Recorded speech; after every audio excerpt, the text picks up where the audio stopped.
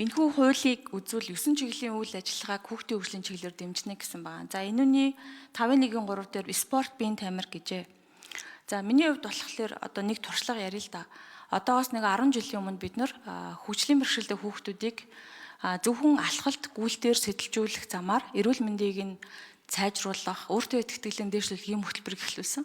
Бид нар 116, 29-р сургууль, 55, 60 гээд 70-р сургуулиудаар хэрэгжүүлэхэд хүүхдүүдийн эрүүл мэнд, нийгмийн оролцоо, олон зүйлүүд сайжирсан ийм үр дүн байгаа. Одоо бид нар энэ хөтөлбөрийнхаа үр дүнд жил болгон хүүхдүүдийн багчуудын гүйлт гэж арга хэмжээ зохион байгуулдаг. Энийг бид нар яаж зохион байгуулсан бэ гэхээр хүүхдийн одоо тухайн тэр анги удирдсан багш, биеийн тамирын багш нар сургуулийн нийгмийн ажилтан удирдлагатай нь хамтран ажиллаж, гэрээ хийж, харилцан одоо эцэг эхтэй нь ажилласнаар энэ хөтөлбөр үр дүнтэй явж байгаа гэсэн. Тэгэхээр би нэг юм хэлэх гээд байгаа санаа нь болохоор бид нар янз бүрийн хүүхдийн хөгжил дэмжих энд гоё санаачлага байгаа ч гэсэндээ ер нь бол хүүхдүүдийг чиглэсэн энэ сургалтын аливаа үйл ажиллагаа бол одоо зөвхөн нэг шинэ байшин барихтаа ч биш. Гол нь тэнд ажиллаж байгаа багш нарт арга зүй дутагдaltaй холбоотой бас асуудал байгаа байхгүй. Өнөөдөр хөгжлийн бэрхшээлтэй хүүхдүүдийн хувьд жишээлбэл 11 дэмжих төв байгаа. Сургууль авч чадахгүй байгаа учраас, сургуульд арга зүй дутагдж байгаа учраас, дээрээс нь зарим хүүхдүүд үнэхээр хүнд одоо бэрхшээлтэй байгаа учраас. За тэгвэл бэрхшээл арай гайгүй сургууль сурж байгаа хүүхдүүдэд нь нэлээд одоо тусламж хэрэгтэй хүүхдүүдэд нь биеийн тамирын багш нартай нь ажилласнараа хүүхдүүд нийгмийн оролцоог одоо хангаж сайжруулж болоод байна.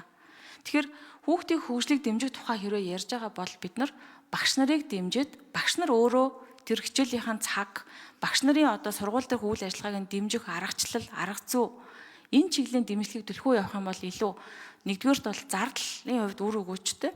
Хоёрдугаарт одоо байгаа боловсролын энэ салбарт ажиллаж байгаа хүмүүсийн хувьд ч гэсэн үр бүтээмжийг сайжруулна. Дээрэс нь хүүхдүүдэд чиглэсэн хөтөлбөрийг баяжуулах юм боломжтой гэж бодоод байгаа.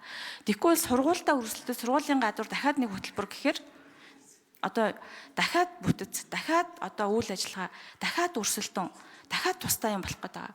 За дараагийн нэг асуудал нь 21 дүүрэг 21 аймаг 9 дүүрэгт насан туршийн сургалтын төвүүд байна гэж байна.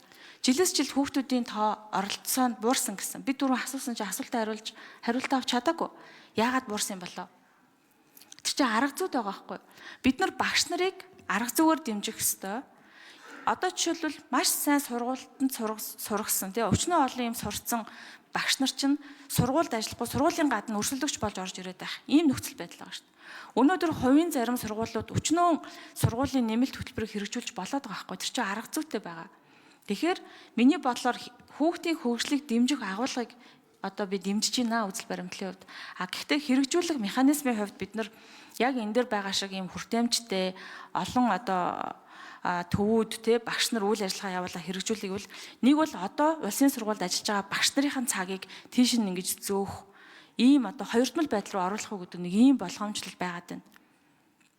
За дээрэс нь манай хүүхдийн чиглэлээр одоо Монгол улсад хүүхдийг хөгжлийн чиглэлээр явуулж байгаа үйл ажиллагаа дуулан сектүүд өөрсдөө хүртээмжтэй болж эхлэв л байгаа байхгүй. Тэгэхээр бэлэн биш байгаа юм шиг санагдаад. Тэгэхээр багш нар одоо байгаа багшийн хөтөлбөрүүдийг баяжуулах, багшийг чадваржуулах, биеийн тамирын хичээл жишээлбэл зөвхөн биеийн тамирыг аваад үзэхэд биеийн тамирын сонголтыг илүү өргөн болгож өгөх замаар энэ одоо агуулгыг хэрөөд сайжруулах юм бол илүү бодиттой бөгөөд илүү одоо олон хүүхдэд хүртээмжтэй болно гэж ингэж үзэж байна.